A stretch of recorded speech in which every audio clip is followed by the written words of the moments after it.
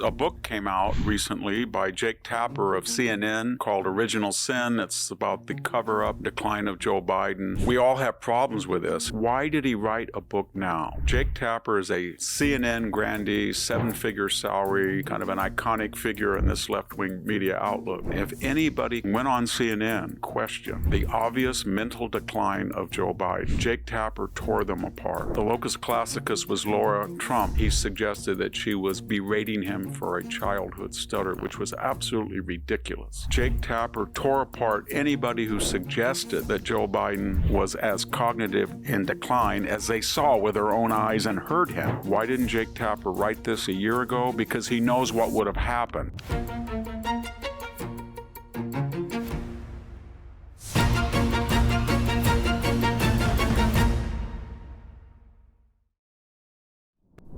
Hello, this is Victor Davis Hanson for the Daily Signal. There's a book that came out recently by Jake Tapper of CNN and Axios Alex Thompson called Original Sin. It's about the cover-up decline of Joe Biden and the disastrous choice of him choosing to run in 2024 until he was forcibly ejected from the ticket.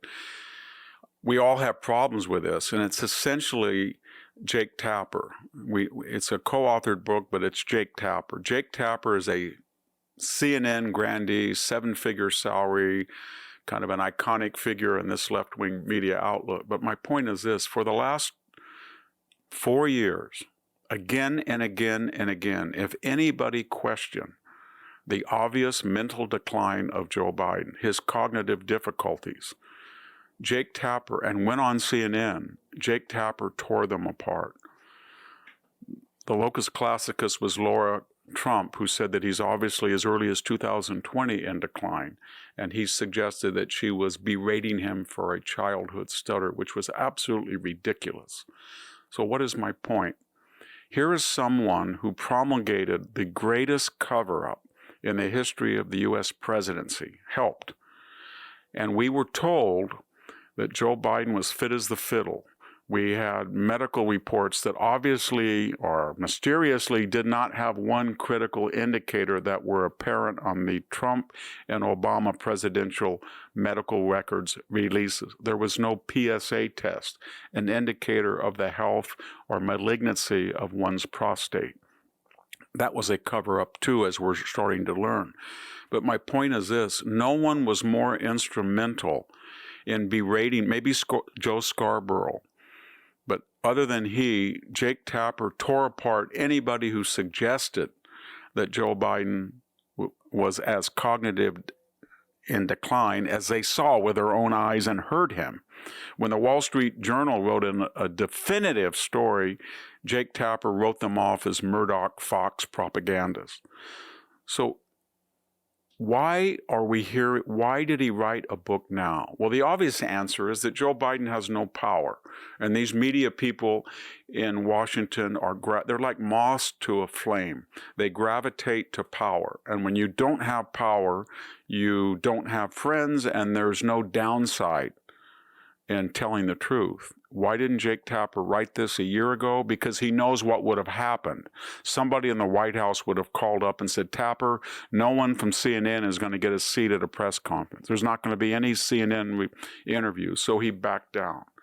And now, in a very cowardly fashion, now he comes out and he is blaming the White House cover-up. But what he doesn't tell us is the White House cover-up would have been impossible had not CNN, MSNBC, PBS, NBC, ABC, CBS all conspired with the White House staff to downplay, not just downplay Biden's cognitive decline, but attack people.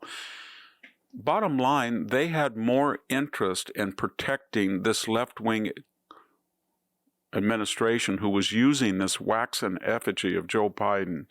And for someone's purposes, we don't know who was running the country, who was giving him the auto pen executive orders. We don't have no idea who those people are. We have a suspicion it was the Obama crowd.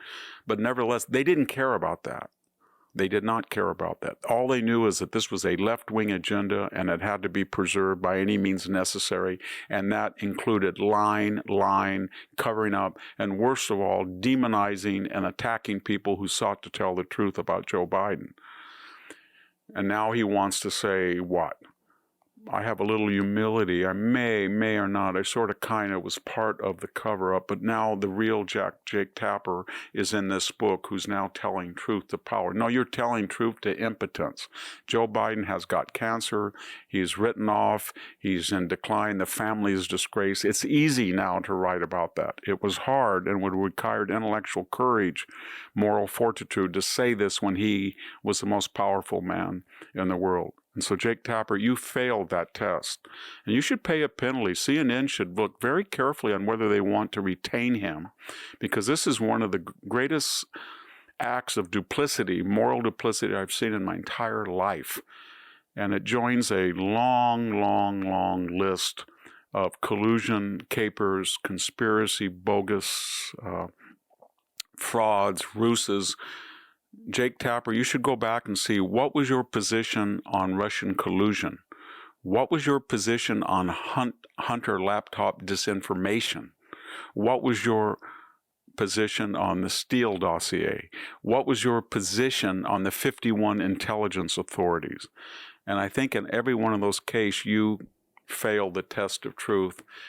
And you really did this time in the greatest cover-up in the history, as I said, of the American presidency. And it's not over yet, because we're going to learn more and more tragically about Joe Biden's medical condition, and to see if not just whether the cognitive disabilities of Biden were cover-up, but whether his prostate metastasized cancer contributed to that, and that source was also covered up.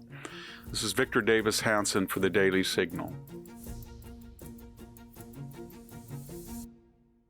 Thank you for tuning in to the Daily Signal.